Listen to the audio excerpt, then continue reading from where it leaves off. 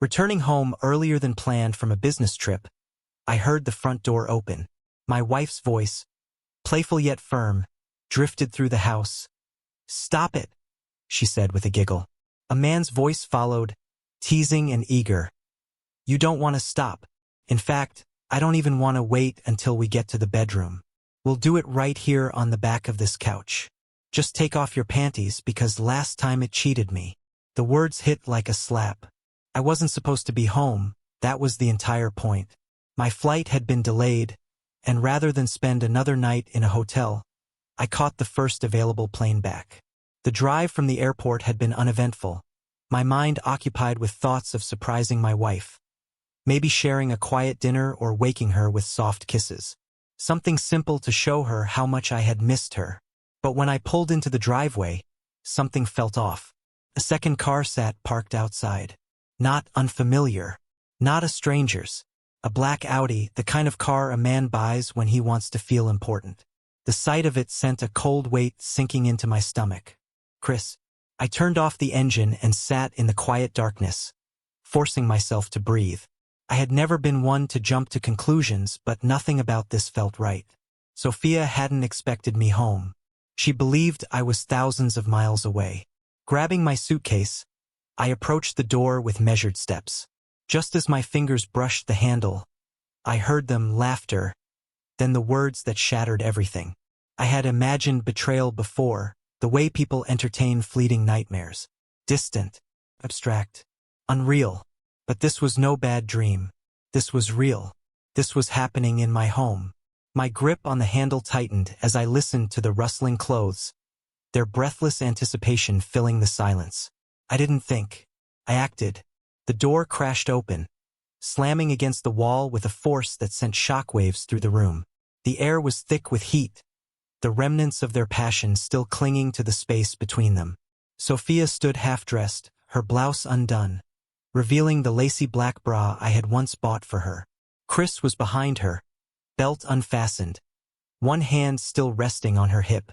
They froze, caught in the moment of their sin, their expressions betraying everything they couldn't deny. I stepped inside, slow and deliberate, shutting the door behind me. The sound echoed through the room. Heavy. Final. Sophia's eyes widened in horror. She hadn't expected this. Hadn't prepared for the moment I would walk in and see her for exactly what she was. "Honey, I can explain," she stammered, voice trembling. Chris, the arrogant bastard, smirked. "Damn, man," he chuckled, unfazed. "You should have called. We would have saved you a seat." That was it.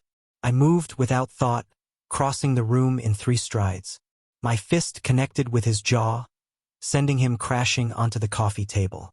Sophia screamed, stumbling back. Chris groaned, blood trickling from his lip as he spat onto my hardwood floor. "You son of a—" I grabbed him by the collar, yanking him up and slamming him against the wall.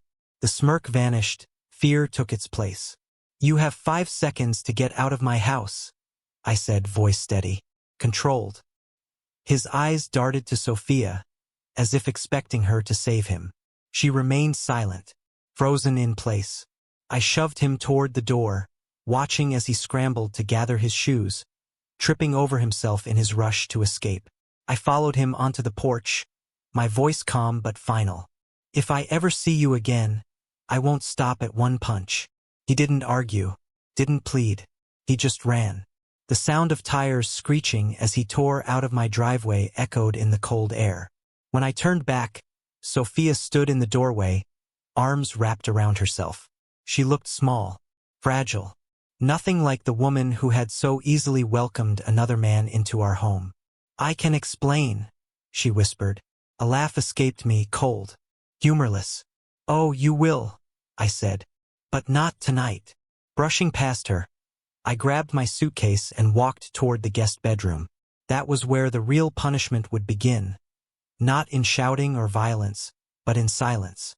In the weight of everything she was about to lose. The house was suffocating in its stillness. Sophia lingered in the doorway, clutching her blouse together, desperation etched across her face. She knew. She knew she had crossed a line that could never be undone. But I wouldn't scream. I wouldn't cry. That would be too easy for her. She waited for an outburst, for rage, for something. But I walked past without a word. "Where are you going?" she asked, her voice unsteady. I didn't answer. She watched as I picked up my suitcase and carried it into the guest room.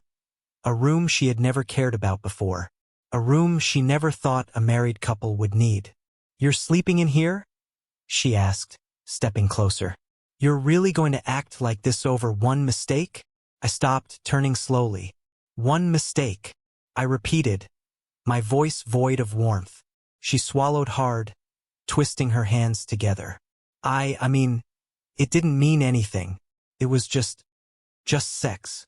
A sharp, bitter laugh escaped me. "You weren't just screwing him, Sophia. You brought him into my house. Let him touch you on my couch. Laugh with him while I was out working. For us."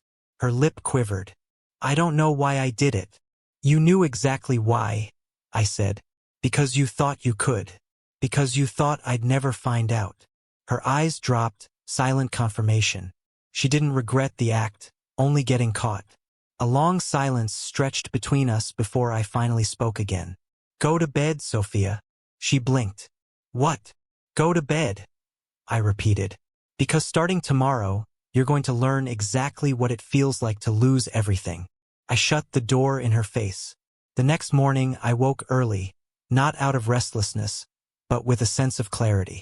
I moved through the house in silence, brewing coffee, checking my phone. Messages from Sophia filled the screen. "Sophia, can we please talk?" "Sophia, I made a mistake, but I love you." "Sophia, you can't just shut me out." "Sophia, say something. Anything." I smirked. She was panicking. Good. Her bedroom door creaked open. She must have been waiting for me to acknowledge her, because the moment she saw me, she rushed over. "Good morning," she said cautiously. I was hoping we could talk." I took a slow sip of coffee, not looking up. "I'm busy." Her jaw tightened. She hated being ignored. "I don't understand what you want from me," she snapped. "I already told you it didn't mean anything." Finally, I met her gaze, unreadable. "And I already told you," I said, "you're going to understand what it feels like to lose everything." Her breath hitched. For the first time, real fear flickered in her eyes. Step 1, erase her. No shouting. No dramatic fights. Just silence. I stopped acknowledging her presence. No eye contact. No conversation. If she spoke, I walked away. If she asked for something, I ignored her. At first, she pretended it didn't bother her. Rolled her eyes, scoffed, acted above it. But as days passed, the cracks started to show. One night, she finally broke. "Why won't you just yell at me?" she cried. "Why won't you say something?" I leaned against the counter, tilting my head. "You don't deserve my anger," I told her. She deserved my silence. Her face crumpled and she stormed off. Good. That was just the beginning. Sophia thrived on her social life, brunches, dinner parties, gossip sessions.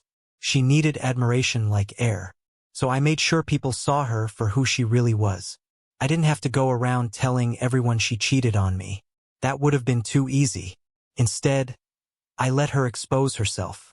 I dropped hints in the right circles, a subtle shift in my social media presence, a quiet conversation with mutual friends. "Yeah, things are rough right now. It's hard when you find out the person you love isn't who you thought they were." That's all it took. The whispers spread like wildfire. Within days, her friends started looking at her differently. Side eyes, hesitant smiles, conversations that stopped when she entered the room. Confused, she finally asked one of her closest friends why people were acting strange. "Sophia, is it true?" "Is what true? That you cheated on him?" She went pale. "Who told you that?" Her friend gave an apologetic shrug. "People are talking." And just like that, the image she worked so hard to maintain crumbled. But I wasn't done. I waited for the perfect moment, when she was at her lowest, isolated, desperate for something familiar, before making my next move. I filed for divorce. I told her one evening. She looked up, eyes hollow. "What?" The papers will be here tomorrow. Her head shook in disbelief. No, you can't just throw everything away. I let out a laugh.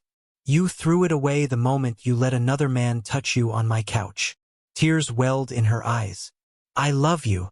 I stared at her for a long moment before giving her the coldest smile. No, you don't.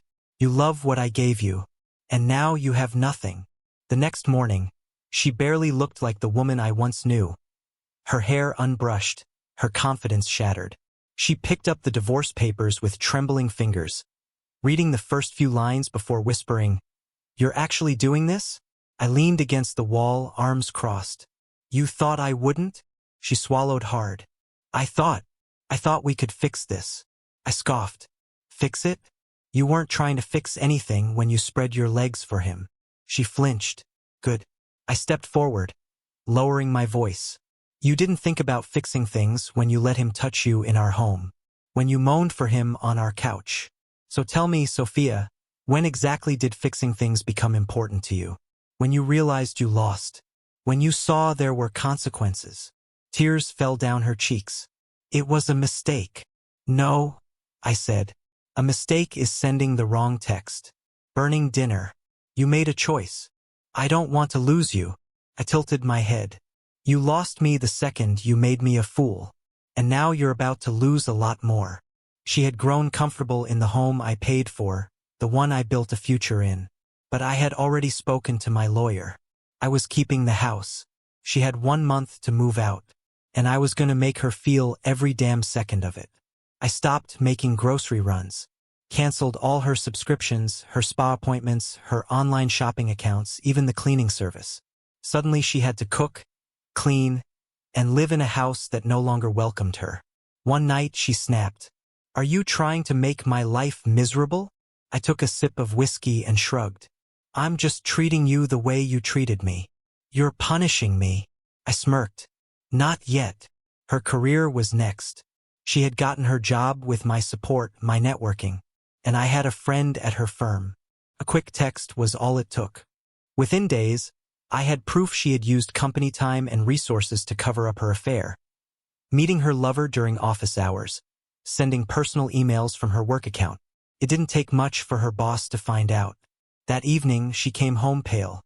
"I lost my job," she whispered. I feigned surprise. "Wow, tough break." She looked at me, really looked at me, for the first time. "You did this." I leaned back in my chair, taking another sip. "I didn't cheat on myself, Sophia. You did this." She had lost almost everything. Her job, her comfort, her dignity. But I wasn't done. Because there was one last thing she still held on to. The illusion that she could somehow crawl back to me. As she packed her things, she lingered, hoping for kindness. One night, she muttered, "Maybe we can try counseling." "Why?" I asked. She hesitated. "Because we had something real once." I let the silence stretch before laughing. "We had something real, Sophia. That something died the second you let another man into our home." She flinched. "I don't want you. I don't love you. I don't even hate you anymore."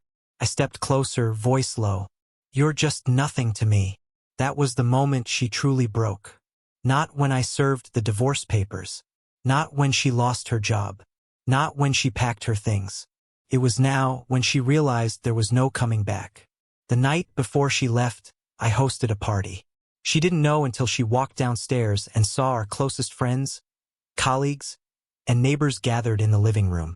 "What is this?" she asked, voice shaking. I raised my glass. "A toast." People murmured, confused. That's when I pulled out my phone and hit play. The video. The one where she and her lover moaned and laughed. Unaware the camera had captured everything. Silence fell. Faces turned from curiosity to shock. Friends looked away, embarrassed. Some gasped.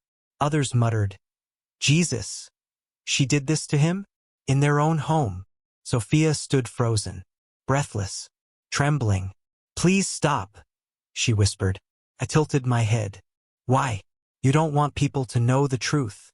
Her lips quivered, and then she ran. She never recovered. Her job gone. Her reputation ruined. Her friends vanished. And me? I moved on. A better house, a better career, a better woman. And as for Sophia, last I heard, she was struggling to hold down work, hopping from one cheap apartment to another, haunted by the humiliation she brought on herself. Revenge served cold.